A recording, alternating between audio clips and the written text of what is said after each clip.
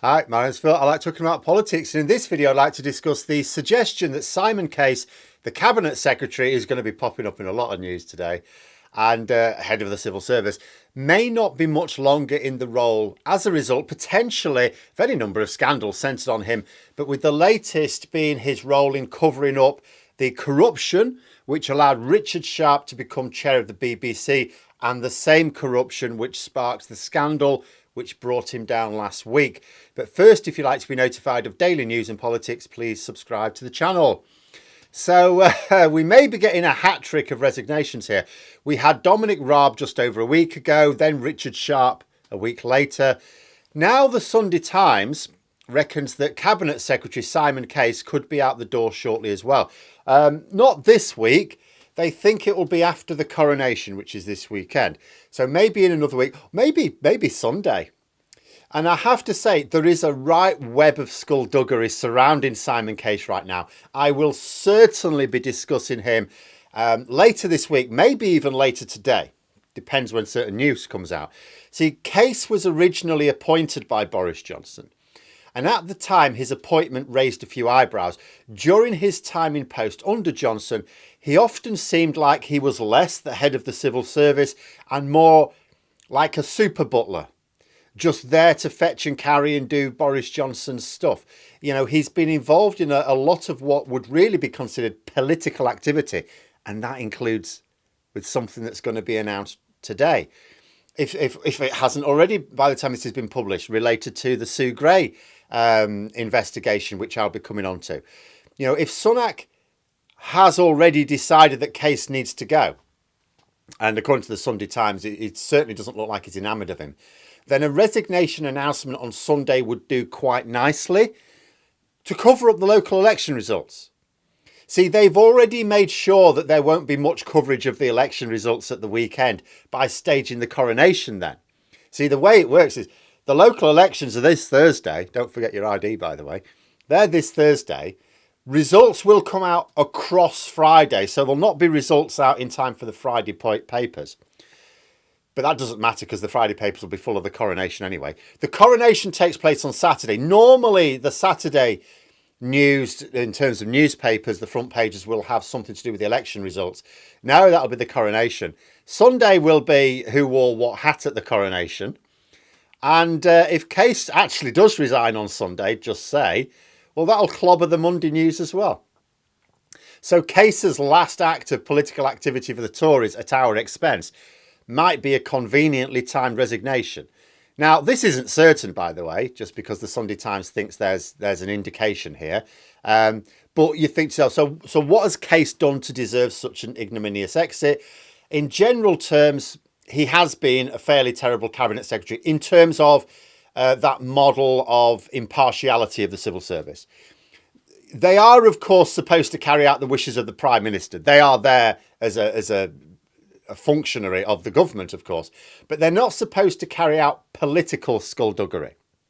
Case operated as if he was employed by the Conservative Party rather than the state. It's likely to be his role in the Richard Sharp scandal which finishes him off, if indeed it's going to. He met with Richard Sharp to discuss the details of the loan which Sharp was arranging for Boris Johnson. Now, this is another scandal for the future, by the way, because we know that Sharp arranged the loan. He didn't provide the money. We're still not clear who provided the money or why Boris Johnson, in theory a man worth tens of millions of pounds, needed an £800,000 loan guarantee. Even given that it will almost certainly have been a fiddle to give Johnson money in a way which wouldn't need to be declared. It's a lot of skullduggery for giving money to a rich man. But we can go over that again when and if that particular skeleton tumbles out the closet. There's enough sticky situations here, you know, and the sticky situation for Case is that Richard Sharp has said in his testimony to the recent inquiry which triggered his resignation that he had told the Cabinet Secretary about these financial dealings with Johnson, and he presumed that Case would pass on the potential conflict of interest to the panel. This is, of course, complete rubbish. Sharp will have been as aware as anyone that this financial matter was not for disclosure to anyone who could not be trusted to keep it very quiet indeed. But the revelation put the spotlight onto Simon Case for having this information and not passing it on to the panel who made the BBC appointment. And then the real finisher, when Case was asked about the meeting, he said he couldn't remember too many of the details. This is not something a civil servant will ever say, a senior civil servant especially. You will get selective memory from politicians all the time, of course, but never civil servants. Why? Because they take notes of all meetings and then can just find those notes when asked about them. Only Simon Case appeared not to do so. A complete breach of professional standards. The Times is reporting that Sunak has stopped having Case attend all key meetings. Now, this is quite extraordinary.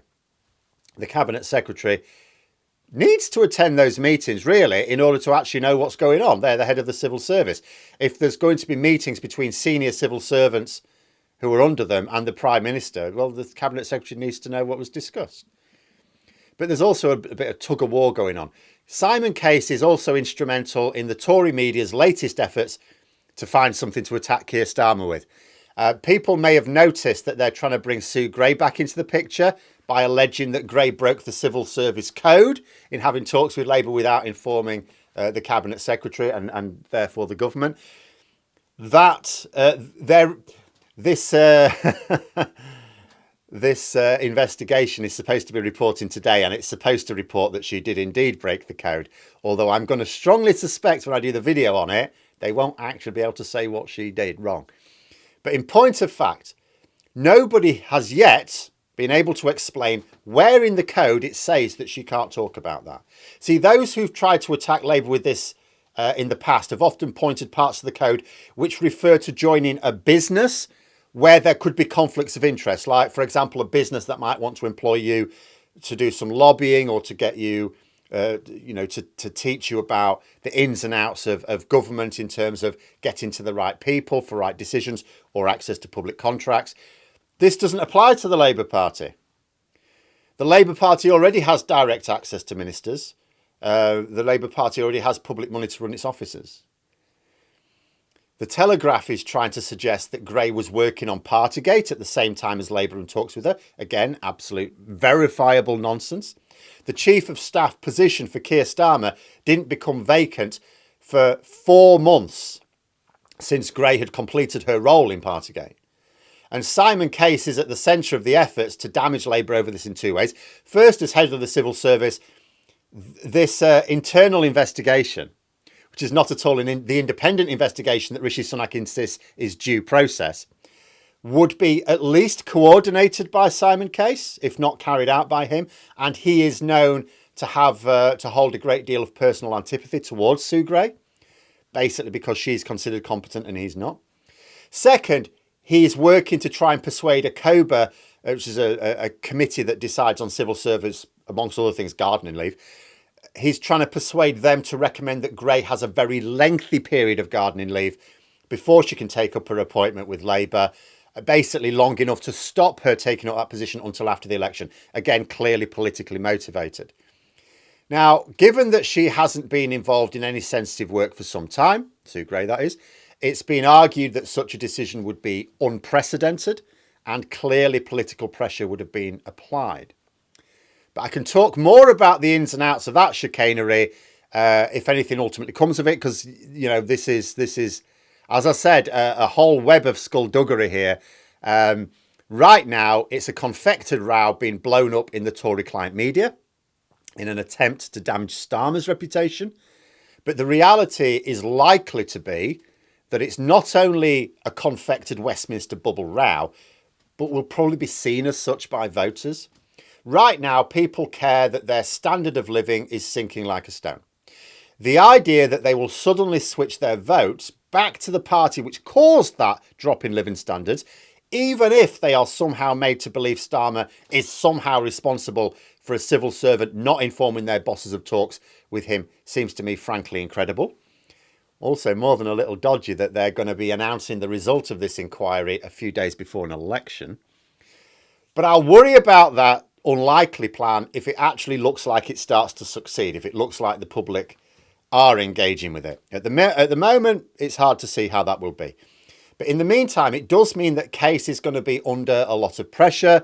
If he is being cut out of key meetings between Sunak and other senior civil servants, that is a clear sign that Case is being undermined by the Prime Minister.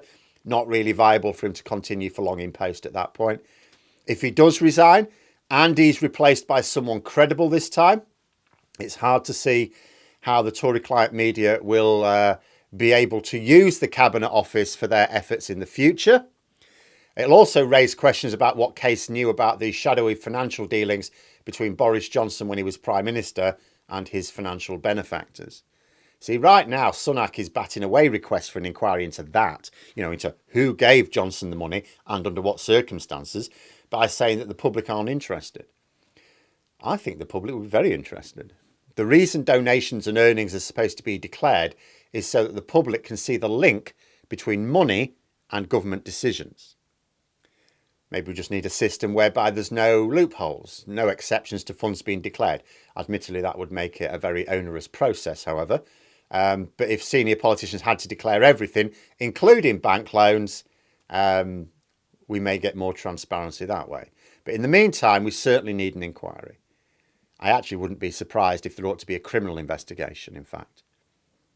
But there we are. Those are my thoughts. Let me know yours in the comments below. Hope you found the video interesting. If you did, please click the like button. And if you'd like to support the channel further, the join button for memberships. And until next time, I'll see you later.